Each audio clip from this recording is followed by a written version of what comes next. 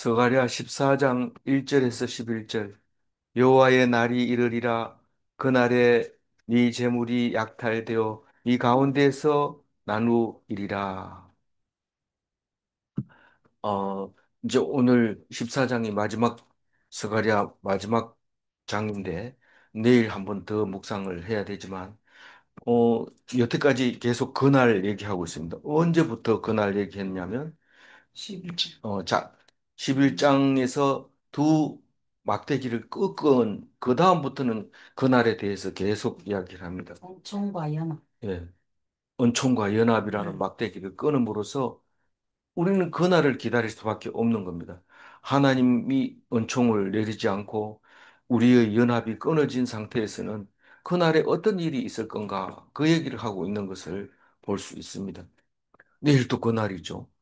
그래서 그날은 어, 이러한 날이 있는데, 음, 어, 그뭐 다 기억하면 좋지만, 또 못해도 뭐 할 수 없고요. 기억하면 좋고, 우선 못하니까 어제 어, 어떤 날이냐? 남는 자가 연단 받은 자다. 순금이 되는 거다. 그 남는 게 어떻게 그러냐? 작은 자가 남는 거다. 작은 자가 뭐냐? 다 살려고 도망가는데 너무 어려서 어디로 갈지 몰라서 그냥 다 가고 혼자 남았을 때, 뭐 짐승을 뭐 이렇게 잡으러 오면은 새끼들은 도망을 못 갑니다. 어미들은 다 도망가고 새끼는 뭐 천지도 모르고 낑낑거리면서 이렇게 다니는데, 하나님이 그 위에 손을 탁 들이우면은 이게 자라가지고 그냥 어미가 돼가지고 큰 짐승들의 어미가 돼서 가는 것을 볼 수 있는데, 그게 진짜다. 왜냐하면 어려움을 견뎠기 때문에 이제 무서운 게 뭔지 아니까. 그러니까 그렇게 되는 겁니다. 그 얘기가 오늘 연결이 되는 거죠. 이, 그래도 어제 했던 것 중에서 하나님의 짝된 목자, 음. 하나님 짝된 목자라는 거, 하나님이 말씀 사역하는 자, 하나님이 말하면 그걸 선포하고 이런 게 하나님이 짝된 목자, 짝 같아. 하나님이 말하면 바로 얘기하고. 그래서 그게 말씀 전하는 목자. 거짓 선지자는 하나님의 목자가 아니라는 것을 말하고 있고요. 참 선지자만 말씀을 전하는 건데, 이, 목자가 양 먹으면 안 돼요. 목자가 양 잡아 먹으면 안 되고, 양을 위해서 목숨을 버리면 진짜 하나님의 짝된 목자다. 그 얘기를 합니다. 어, 살아있는 사람 보고 면전에 놓고 당신은 그 가짜 목사야 이렇게 얘기하기 어렵습니다. 왜냐하면 죽고 난 뒤에 봐야 알기 때문에 괜히 이 선한 목자를 거짓 목자라고 했다가 나중에 아니면은 자기가 배로 갚아야 됩니다. 근데 그게 만약에 진짜 가짜를 보고 가짜 했다면 자기 뭐 상 받을 건 없어요. 가짜 보고 가짜 얘기했다고 해가지고 뭐 참 잘했다 이런 얘기는 안 하니까.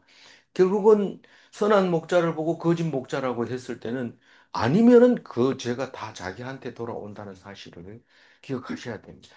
우리 보고 판단하라고 뭐 준 하나님이 하신 적이 일절 없어요. 그래서 어, 어, 하나님이 손이 들이우면은 뭔 뜻이냐? 회복되는 거다. 그 위에서 흔들면요. 흔들면 다 죽는다. 하나님이 손을 흔들면 다 죽는다. 그러나 이렇게 막아주면 여름에 햇빛으로 상하지 못하게 하고 달빛으로 상하지 못하게 하고 그렇게 지켜주고 있는 거죠. 어, 근데 목자를 탁 치면은 얼마나 남는다고 그랬어요? 3분의 1이 남는다고 그랬어요. 그리고 연단 받았다, 잘했다, 진땡이다, 네가 진짜 교인이다, 하나님 백성이다. 그렇게 하면서 하나님 복을 주시는데 오늘 남은 자에 대해서 다시 얘기합니다. 그날의 남은 자는 어떤 건 잔가? 우선 네 재물을 얘기를 합니다. 남은 자하고 재물하고 뭔 관계가 있습니까? 재물에다가 신경 쓰고 있으면 재물에다가 애를 쓰고 재물에 대해서 온통 신경 쓰면 그래 된다. 그럼 재물이 안 쓰면, 우리가 눈만 뜨면 재물에 대해서 신경 쓰지, 재물에 안 쓰면 어디다 신경 써요? 목숨을 다하고, 마음을 다하고, 뜻을 다하고, 하나님을 섬기라. 어떻게 섬기는데? 쉐바, 내 말을 들으라. 읽으라. 순종해라. 그렇게 얘기해. 그래서 재물은 신뢰의 대상이 아니다. 이 신뢰라는 말은 믿음의 대상이 아니다. 이 말입니다. 의뢰의 대상이 아니다. 왜냐하면 약탈되어 네 가운데서 나누이리라. 약탈 안 되고 그냥 자연사 하면 안 그렇습니까? 자녀들이 이 아버지 돈 많이 놔두고 갔으니까 나누지 말고 우리 아버지 이름으로 거룩하게 지키자. 이렇게 할 것 같습니까? 그렇지 않습니다. 그렇지 않습니다. 그 살아 있는 사람은 강한 사람이 강하고 죽은 사람은 약한 사람이고 망한 사람은 음, 강한 사람에 의해서 재물이 나누어집니다. 지금 가지고 있던 게 다 나누어질 수밖에 없습니다. 오늘 밤에 내 영혼을 도로 찾으리니 누가복음 12장 27. 어리석은 자여 오늘 밤에 내 영혼을 도로 찾으리니 그러면 내 준비한 것이 누구의 것이 되겠느냐 하셨으니.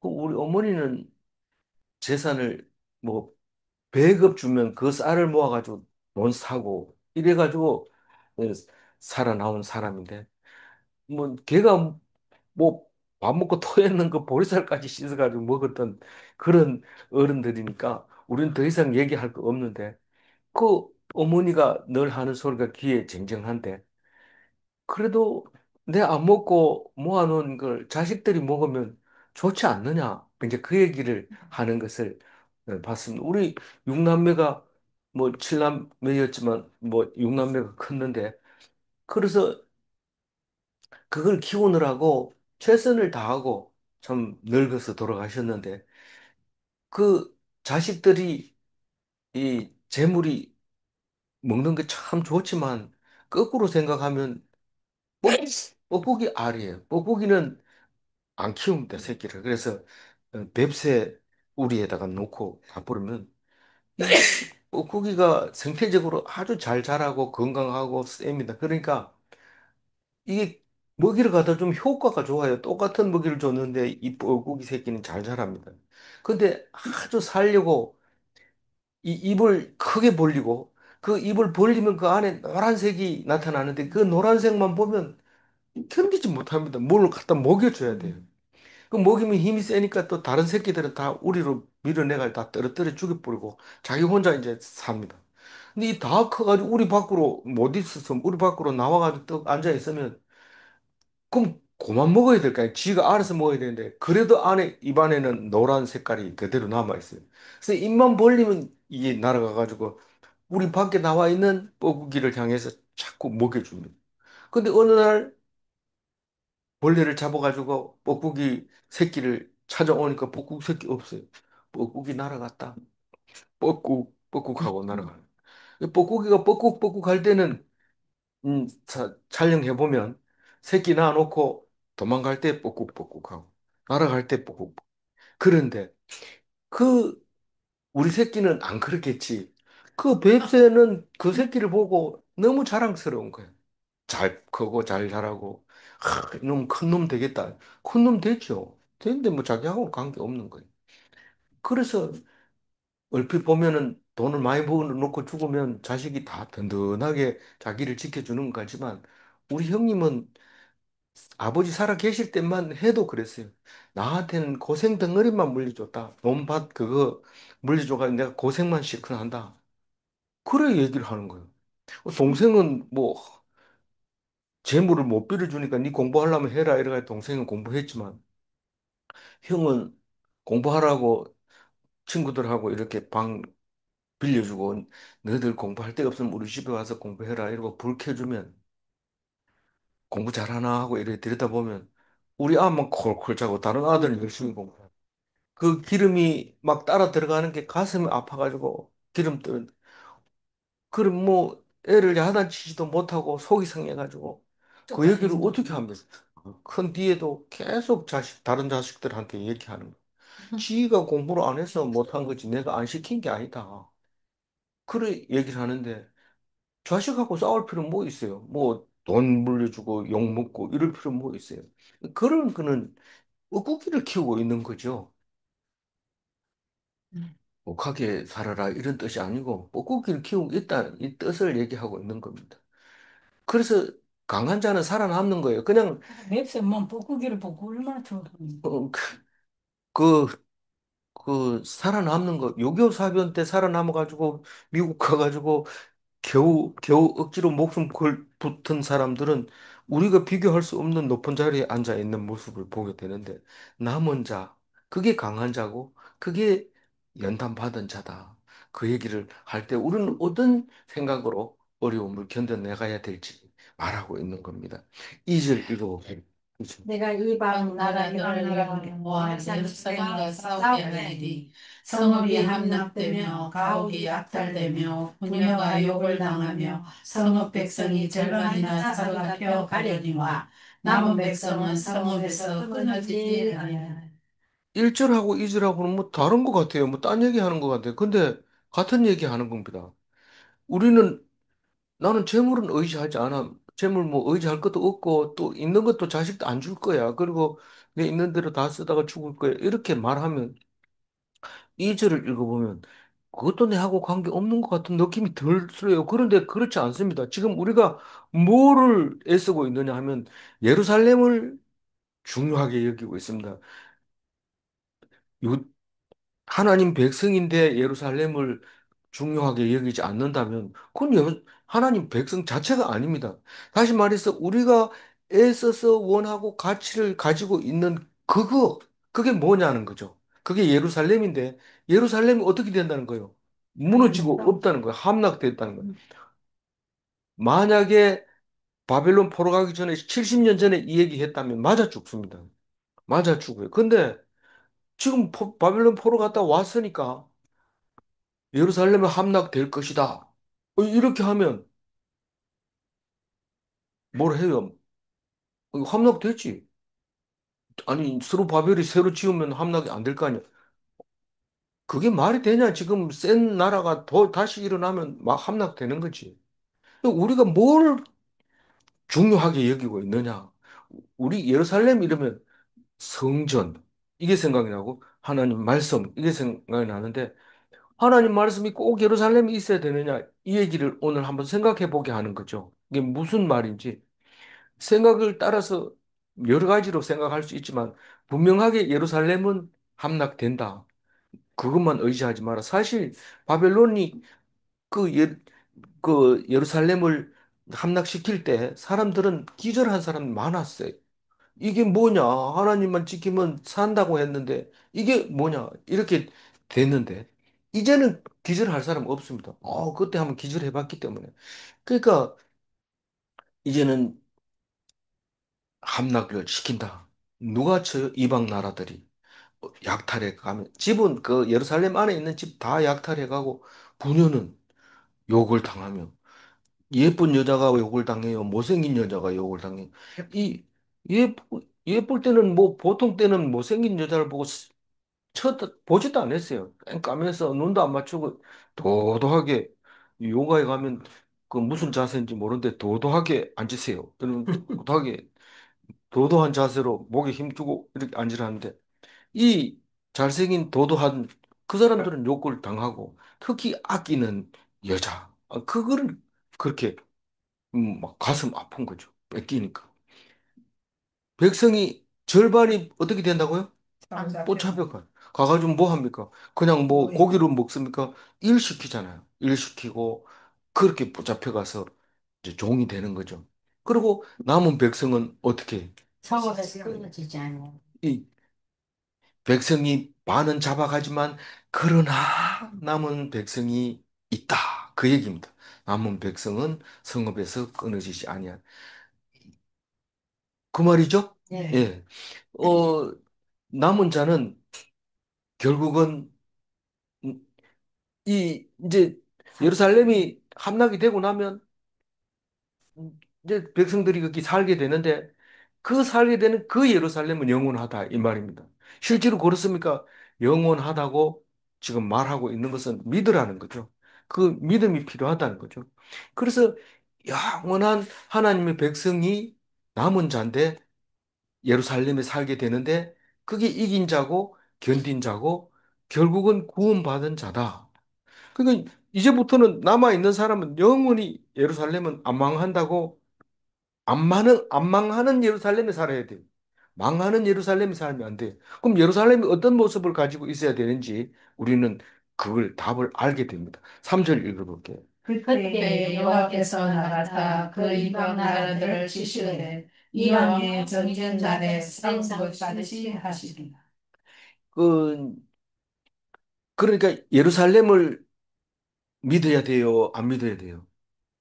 예루살렘은 믿으면 안 돼. 믿음의 대상, 의뢰의 대상이 아니에요. 오직 하나님만 믿음의 대상이 되는 거예요. 그런데 예루살렘은 원래 뜻은 뭐예요?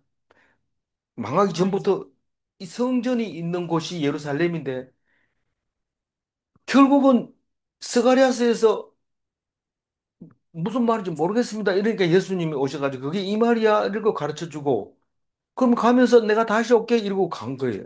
그러면 우리에게는 이 예루살렘이 이 성전이 무엇인지 알잖아요. 그날에는 네가 성전이 되리라. 지금 우리에게는 그렇게 말하고 있는 겁니다. 1차적으로는 3절이 이해가 안 갑니다. 진짜로 우리는 영원한 예루살렘에 살 것인가? 그 얘기를 영원한 예루살렘에 산다고 얘기하고 있습니다. 요한계시록에서는 어, 뭐라고 얘기해요? 영원한 예루살렘에 살게 되는데 그게 이름이 새 예루살렘 성이잖아요.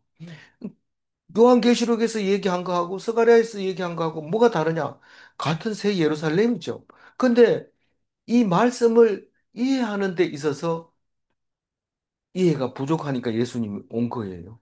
사실 예수님 안 오셔도 우리의 사랑을 이 성경 구약에서 충분히 겪을 수 있는데, 느낄 수 있고, 믿을 수 있고, 안 오셔도 되는데, 우리의 믿음이 부족하니까 예수님이 오셔서 보여주신 겁니다.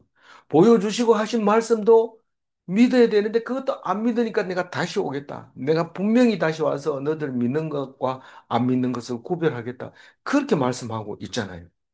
그러니까 우리가 지금 사는 거나 예수님이 계실 때 사는 사람이나 구약에 사는 망하고 이, 이 바벨론 포로 갔다 와서 산 사람이나 망하기 전에 예루살렘이 망하기 전에 사람들이나 말씀은 똑같이 들려집니다. 똑같이. 다만 우리는 더 한 단계 더 나은 지식을 가지고 믿음을 가지고 있는 것 뿐이죠. 그 전부 다 믿음이 필요한 거예요. 그래서 잘 모르는 사람은 뭐 제가 작년 산부 있을 때 유명한 유명한 게 아니라 참 오랫동안 묵상을 같이 하면서 어 질문을 받은 게 있는데 어떻게 그렇게 에, 분명히 안 믿을 걸 알면서 그렇게 믿으라고 얘기하고 그럼 우리 가지고 뭐 그게 이해가 안 간다는 거예요. 그것도 이해가 안 가지만 무엇보다도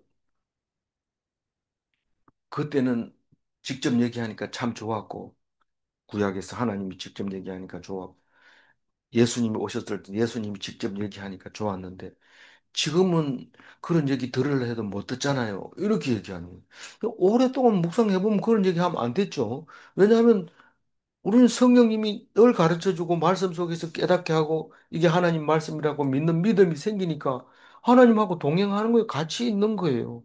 근데도 성경 읽어보니까 그때는 직접 얘기하고 예수님 계셔서 얘기하고 지금은 뭐 아무것도 아니네요. 그게 아니 다 똑같은 상태예요, 지금 현재.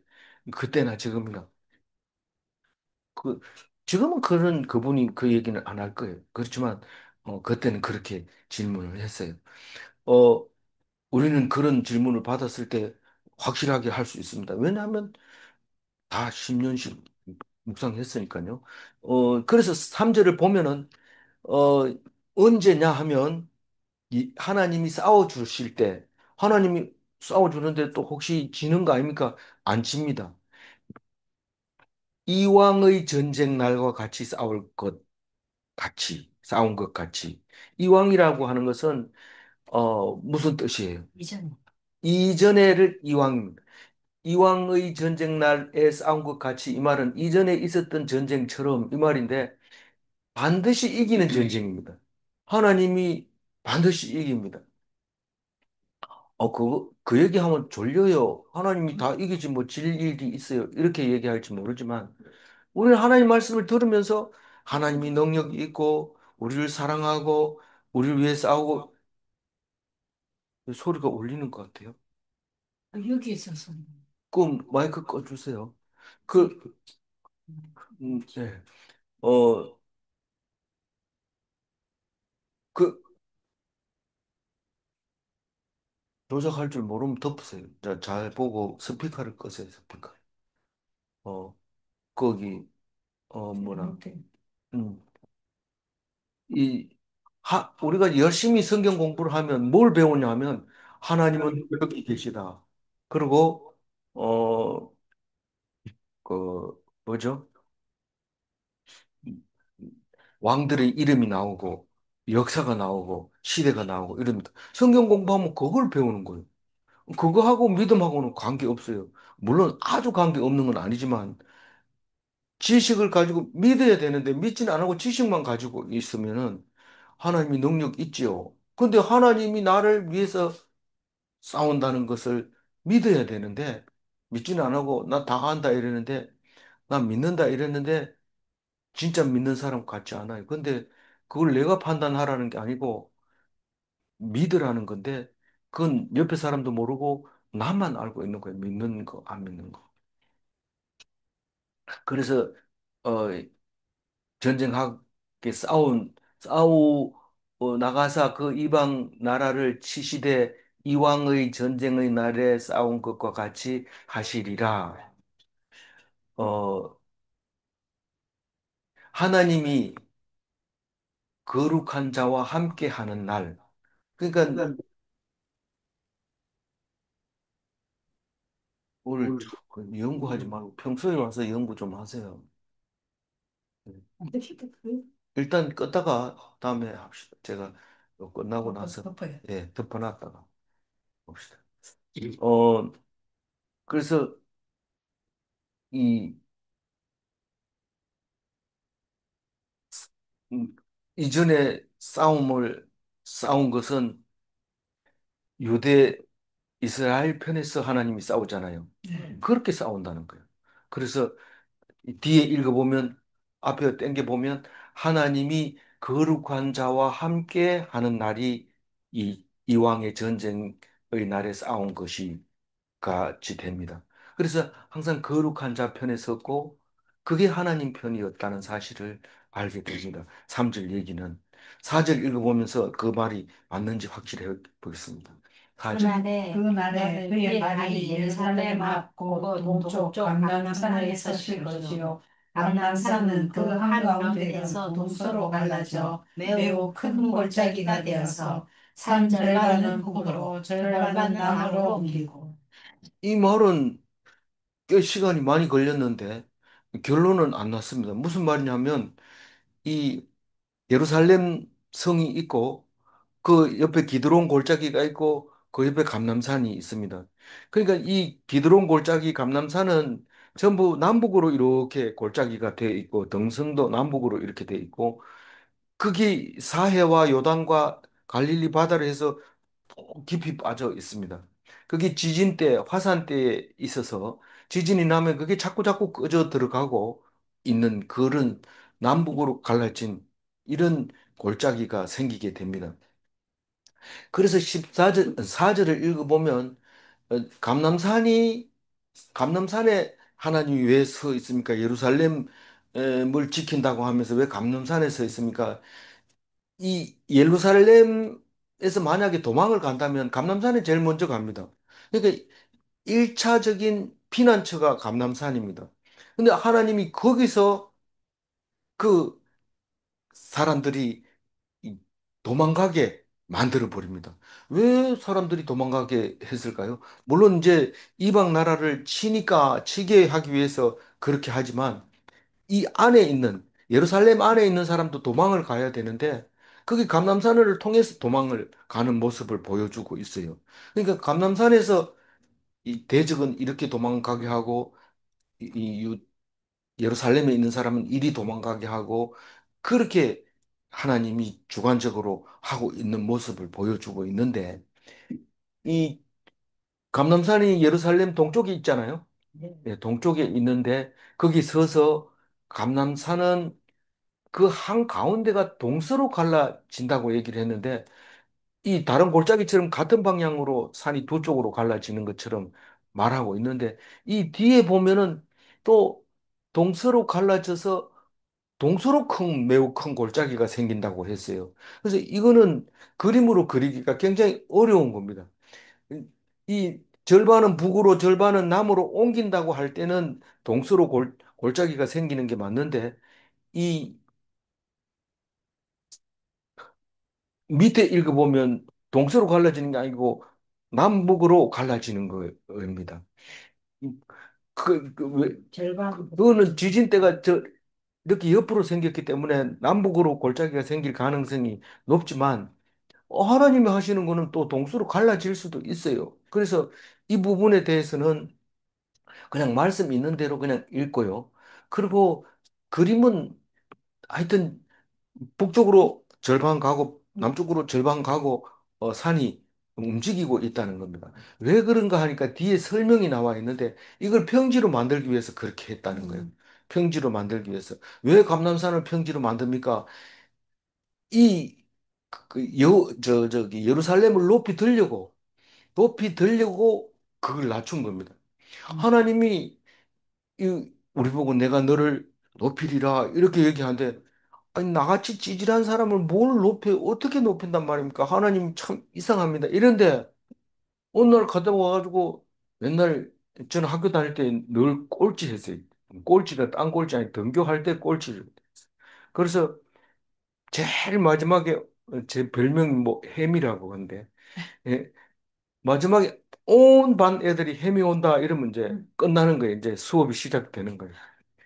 그래서 그거를 내가 어떻게 기억하냐면 기억도 못 할 텐데 내가 이제 글 쓰기 할 때 그걸 썼어요.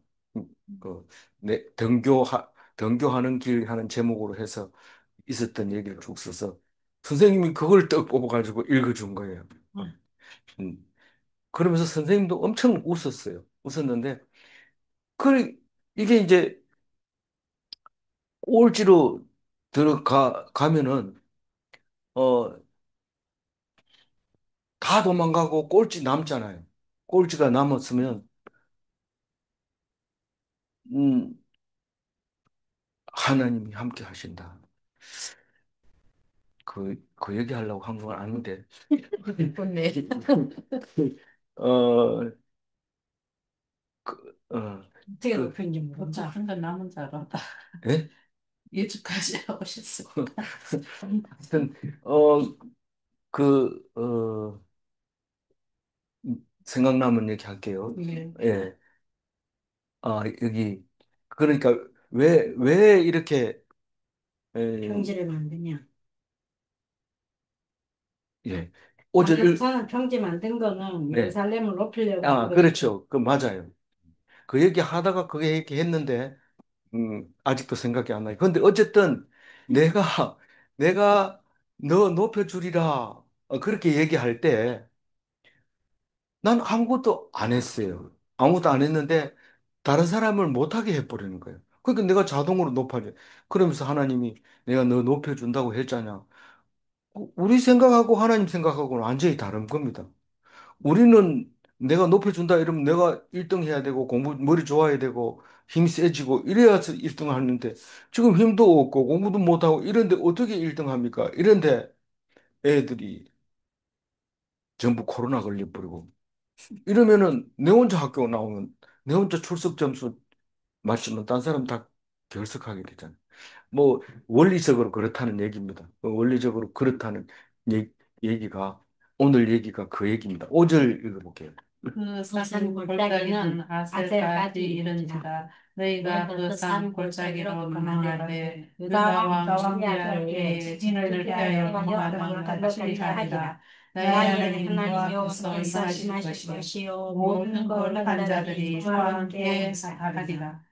예, 거기 아셀이라고 하는 동네는 세겜 동쪽 옆에 있는 바로 옆에 있는 동네다. 뭐 정확하게 모른다. 뭐 이런데 뭐 모른다 하는 것보다는 그게 맞다고 하는 사람 말을 의견을 들어줘야 되죠. 세겜은 어디냐면 어 부엘세바 부엘세바에서 단까지 중간 위치가 세겜입니다.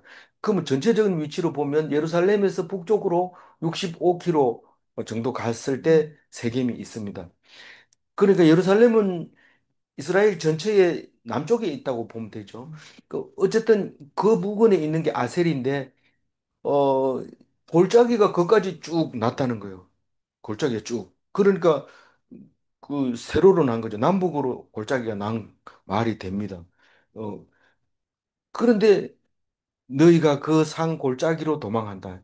도망할 때는 산등성기로 올라가서 죄를 넘어가지고 도망가기가 굉장히 바쁩니다. 힘듭니다. 그래서 골짜기로 쭉 따라 올라가는데 그 65km 정도 되는 걸로 도망을 갑니다. 왜 도망을 갈까요? 이 예루살렘이 지금 이제 지진을 일으켜 줍니다. 지진을 일으켜 주는데 어 언제 또 그런 일이 있었느냐 하면 과거에 있었는데 유다 왕 우시야 때 지진이 있었다고 얘기를 합니다. 어 그때가 언제냐 하면 BC 760년이라고 그러는데 아모스 1장 1절에 자세히 나와 있습니다. 읽어볼까요? 유다 왕 우시야의 시대 곧 이스라엘 왕 아하스의 아들 여로보암의 시대에 지진이 일어난 2년에 호와 암자가 죽은 아모스가 예언을 시작할 때가 BC 760년이니까 그 전에 760년 2년 전이니까 어 762년에 예언을 예언을 하고 이제 760년에 지진이 났어요. 2년 전이니까. 지진 2년 전에 이 아모스가 예언을 하니까 아모스는 몇 년에 예언한다고요? 762년에 예언하고 지진은 760년에 하고 어 남유다에는 우시아가 왕이었고 북이스라엘은 여로보암이 왕이었는데 여로보암 2세죠. 네. 1세는 제일 처음 했는 거니까 한 900 몇 년에 1세가 시작이 됐고 지금 760년에는 여로보암 2세가 북이스라엘의 왕이었대 겁니다. 그런데 스가랴를 쓸 때는 남유다만 있다가 왕하고 난 다음에 쓰고 남유다 입장에서 쓰니까 뭐 여로보암 얘기를 할 필요가 없죠. 어쨌든 유다 왕 우시아 때 지진을 피해서 도망하던 것 같이 막 다 흩어져 버립니다. 그쪽은 지진이 잘 난다는 거죠. 잘 날 뿐만 아니라 아주 잘 납니다. 대표적으로 전 세계적으로 사해보다 더 깊은 어, 골짜기는 없습니다. 최고 낮은 음, 지구상에서 제일 낮은 골짜기니까요. 그러니까 지진이 잘 나는 곳인데 그렇게 지진을 피해서 도망하던 것을 잊어버리지 않고 그걸 비유로 너희들이 그렇게 흩어질 거다. 그러면서 나의 하나님 여호와께서 임하실 것이요 모든 거룩한 자들이 주와 함께 하리라. 그게 4절에서 어 이제 3절에서 싸워서 전쟁에서 싸워 이기면 거룩한 자들과 주와 함께 하게 되는 그 상황을 그날 그때로 표현하고 있습니다. 어, 그 감람산에 서신다고 하나님이 서신다고 할 때 예수님이 감람산 위에 앉으셨을 때 이 모습이 나오죠. 마태복음 24장 3절 한번 읽어볼게요. 예수께서 감람산 위에 앉으셨을 때에 제자들이 조용히 와서 이르되 우리에게 이르소서 어느 때에 이런 일이 있겠사오며. 이 예수님이 감람산에 앉았을 때 제자들이 와서 딴 사람 있을 때 얘기했는데 제자들만 앉아가지고 물어보잖아요. 그죠? 그러니까 누구하고 함께 한다고요? 거룩한 자들을 하고 함께 하는 거. 제자들과 함께 한 예수님의 모습이 스가랴서에 나와 있는 하나님이 거룩한 자들과 함께 하는 모습하고 그림이 같이 그려지는 거죠. 비슷하게. 그죠? 예. 예. 그래서, 음, 우리 뭐, 감남산에 앉아가지고 얘기하는 거, 그것까지도 구약하고, 어, 같이 이루어지는 사실을 볼 때 성경이 그냥 뭐 이야기처럼 쓴 것 같은데 그게 아니고 천년, 4, 500년 전에 썼는 구약의 말씀과 같은 말씀이라는 것을 보면 그게 어떻게 사람이 그렇게 썼어요? 400년 전에 무슨 일이 있었는지 어떻게 알고 우리가 쓸 수 있어요? 또 안다 하더라도 그게 그렇게 맞아떨어지지는 못하면 이건 하나님이 하신 말씀일 수밖에 없게 되어 있습니다. 6절 읽어볼게요. 그날에는 빛이 없겠고 광명한 것들이 떠날 것이다. 어둠 속의 그날, 그날에 뭐 잘 살펴보면 안 되겠나? 깜깜하다, 지금 없다. 빛이 없는데, 여기서 빛이 없는 게 무슨 뜻인지 지금 7절에 얘기하고 있어요. 7절 읽어볼게요. 여호와께서 하시는 한 날이 있으리니 낮도 아니요 밤도 아니라 어두워 갈 때에 빛이 있으리로다. 이 빛이 없겠고, 이만은 낮이, 아니면 낮을 생각하고 있는데, 광명한 것이 떠날 것이라, 이면 밤에도 빛이 납니다. 별빛, 달빛 있기 때문에 밤에도 빛이 나는데, 달도 없고 별도 없고 해도 없는 그런 날이 있다는 겁니다. 근데 뭔 빛이 있으나 그런 빛하고 다른 빛인데 그런 빛하고 다른 빛이 뭐냐? 하나님의 희망의 빛, 광명, 하나님 주는 특별한 광명이 빛이 있을 거다. 그 얘기인데 이 얘기는 설명을 안 해도 잘 알잖아요. 우리가 기가 막힌 일이 생기면 기만 막히는 게 아니고 눈도 깜깜해져서 앞이 안 보입니다. 깜깜해지더라. 숱한 사람이 그런 얘기를 할 때 들어봤습니다. 음, 앞이 깜깜했어. 이렇게 얘기할 때 하나님은 뭐가 돼 주신다? 희망이 돼 주시고 빛이 돼 주시고 우리가 마치 밝은 빛 가운데 서 있는 것처럼 그렇게 만들어 주신다. 그 말을 하고 있습니다. 8절 읽어볼게요. 그날에 생수가 예루살렘에서 쏟아져서 절반은 동해로 절반은 서해로 흐를 것이라. 여름에도 겨울에도 그러하리라. 뭐 이때는 연도수로 보면 그때도 사해에 고기잡이를 했을 것이 분명합니다. 아카바만으로 물이 흘러갔을 게 분명합니다. 왜냐하면 중세 때 그려놓은 그 사해를 보면 고기잡이 배들이 그 모자이크 그림에 나오는 걸 보면 어 지금 거기서 물이 안 흐르고 끊어진 게 그렇게 오래되지는 않은 것 같아요. 그래서 그게 죽음의 바다 사해가 돼 버렸는데 이 그 그게 이제 서해로 볼 수 동해로 볼 수 있는 거죠. 사해를 동해로 보고 서해는 뭘까요? 지중해죠, 지중해. 예. 그래서 동서로 이렇게 흐를 거다. 그 예루살렘은 그 지진 때에서 제일 왼쪽 편에 있는 거예요. 그 다시 말해서 예루살렘 왼편은 절대로 어, 땅이 꺼지지를 않았어요. 그러나 감남산 동쪽은 땅이 꺼졌는데 그게 여리고로 내려가는 급경사입니다. 급경사 이렇게 깔아앉았기 때문에. 그래서 뭐 버스들이 올라오는데도 굉장히 힘들게 올라요. 꼬불꼬불 올라요. 사람이 가는 길도 꼬불꼬불하고 강도들이 이 숨기 좋고 그런 곳이 여리고로 가는 길이죠. 여리고는 사해 바로 옆에 있으니까 굉장히 낮은 지역이고 그래서 총 아래위로 수직 높이가 최고 높은 곳과 사해 쪽하고 비교하면 한 1km 가까이 이렇게 높이가 되는 거죠. 깊이 이렇게 내려가게 되는. 음, 그래서 물이 흐를 거다. 그렇게 얘기를 하고 있습니다. 예루살렘에서 나서, 그 예루살렘이 제일 높다는 뜻이죠. 예, 제일 예루살렘이 높고 나머지는 다 그 예루살렘의 물을 먹고 있게 된다. 음, 구절을 읽어볼까요? 여호와께서 천하의 왕이 되심으로 그날에는 여호와께서 홀로 한 분이실 것이요 그의 이름이 홀로 하나이실 것이라. 네. 이 사실은 그 어두워 갈 때 빛으로 오신 것은 예수님도 빛이신 예수님이라는 걸 잘 알고 있잖아요. 그래서 어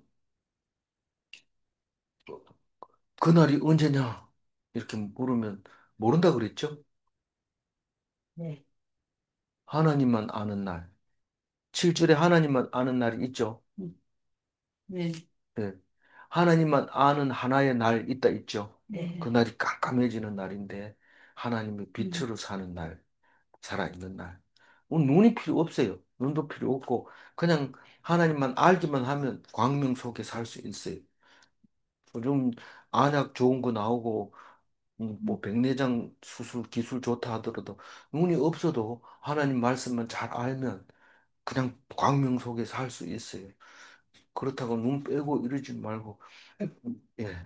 그래서 아버지만 아는 날이 깜깜한 날인데 빛으로 살 수 있는 날.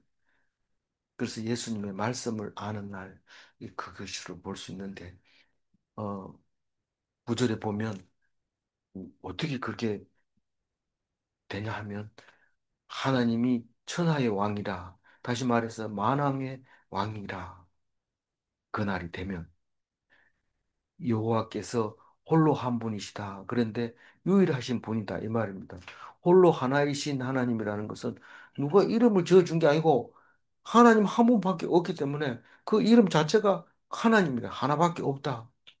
이건 천주교는 하느님이라고 하고 우리는 개신교는 하나님이라고 하는데 하나님은 하나밖에 없다는 뜻이고 하느님은 하늘에 있다는 옛날에 하나님을 모를 때 쓰던 말 하느님이라고 하는 걸 그대로 천주교에서는 쓰고 있죠. 빛으로 오신 홀로 한 분이신 하나님. 10절을 읽어보면 온 나라가 같이 되되 게바에서 예루살렘 남쪽 림몬까지 이를 것이며 예루살렘이 높이 들려 그 본초에 있으리니 베냐민 문에서부터 천문자리와 성 모퉁이문까지 또 하나님 만대에서부터 왕의 포도주 가는 곳까지.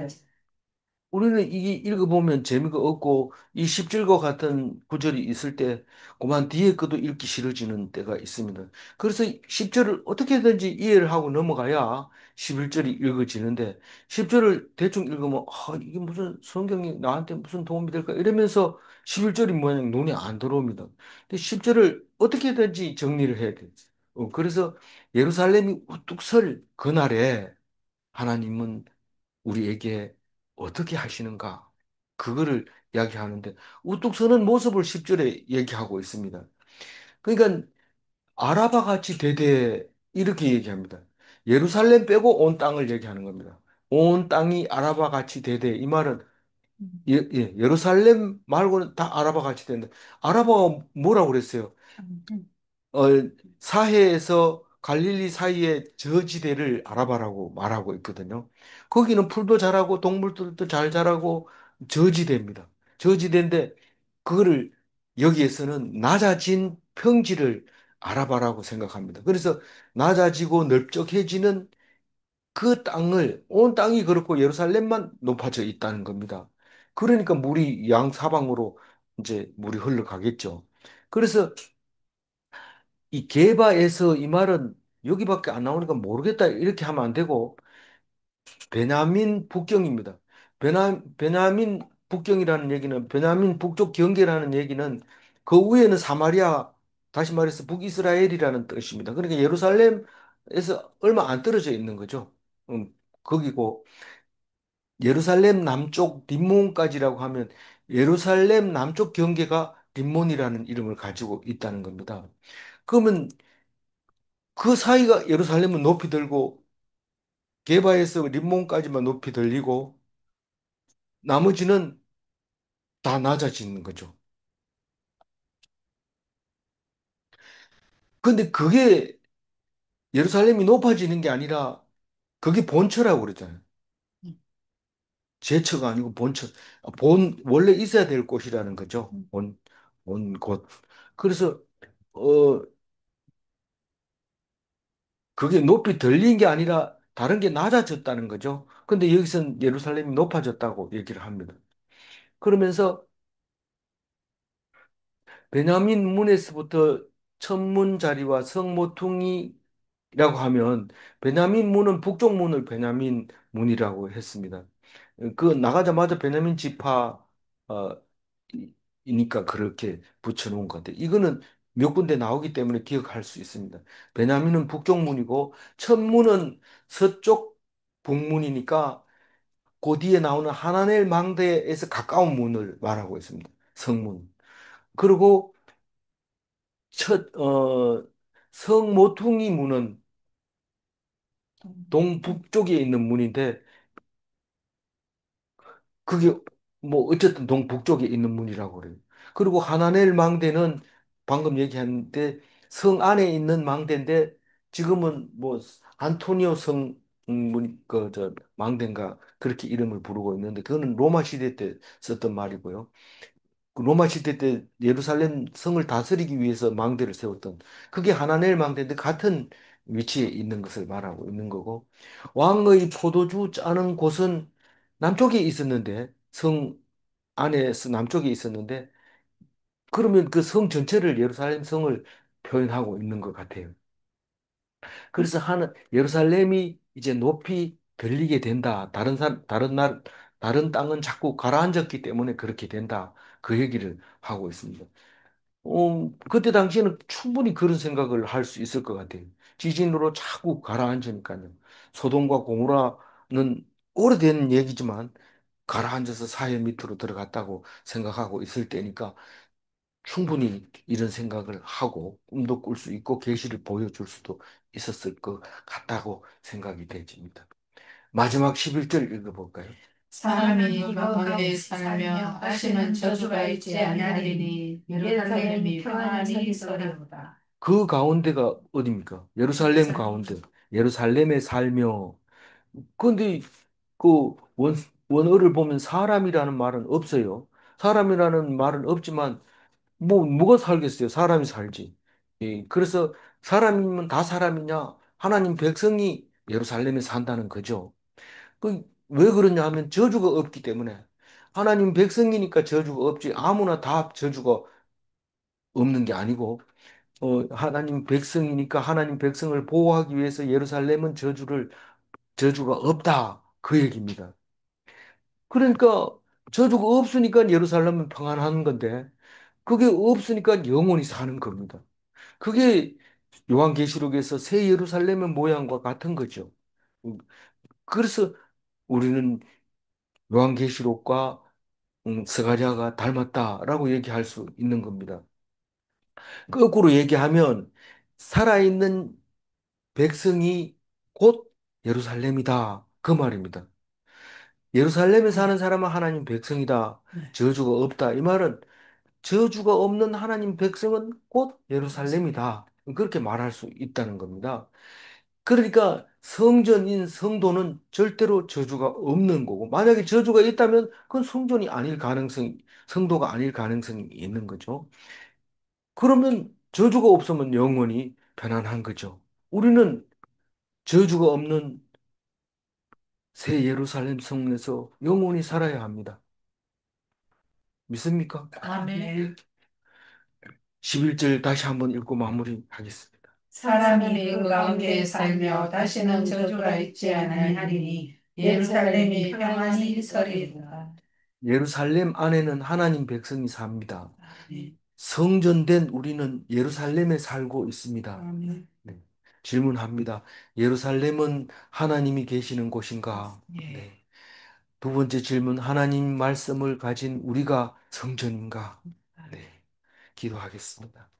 하나님 감사합니다. 에스겔 스가랴서를 묵상하면서 또 요한계시록을 생각나게 해주셔서 감사합니다. 마지막으로 우리에게 약속하신 것, 새 예루살렘은 영원히 살 곳입니다. 이 땅에서는 비록 음, 고난받고 힘들게 그렇게 죽을지라도 하나님은 다시 살리시고 영원한 새 예루살렘에서 죽음이 없는 곳, 그리고 지옥도 없는 곳, 영원한 곳에 살게 하시는 것을 믿사오니 오늘도 하나님 말씀 붙잡아서 예루살렘에 사는 백성이 되게 하여 주옵소서. 아멘. 인도하여 주실 줄 믿습니다. 아멘. 저주가 없는 것을 믿습니다. 아멘. 오직 말씀만 붙잡는 것을 온 힘을 다해 할 수 있는 백성 되게 하여 주실 줄 믿사옵고 감사하며 우리 주 예수 그리스도 이름으로 기도 올리옵나이다. 아멘. 감사합니다.